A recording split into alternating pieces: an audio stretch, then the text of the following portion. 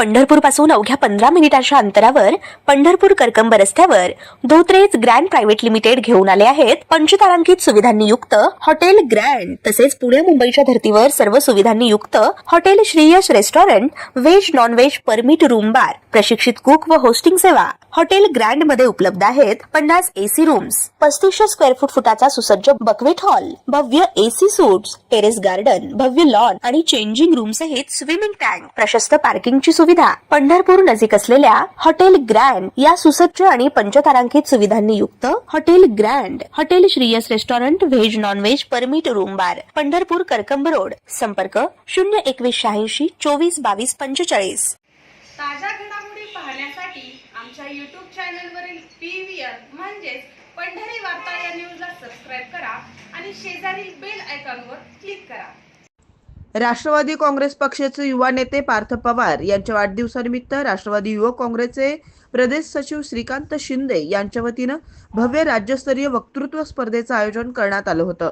नेत्यांचे वाढदिवस, digital board, विविध ठिकाणी लाखो रुपये खर्च केले जातात, परंतु खऱ्या अर्थानं वक्तृत्व स्पर्धेच्या माध्यमातून ग्रामीण व शहरी भागातील अनेक कर्तृत्ववान विद्यार्थ्यांना आपल्या अंगातील कलागुणांना वाव देण्यासाठी व्यासपीठ उपलब्ध करून देणं ही नक्कीच चांगली बाब आहे, असे गौरवोद्गार पंढरपूरचे सुप्रसिद्ध नेत्रतज्ञ डॉक्टर मनोज भायगुडे यांनी काढले।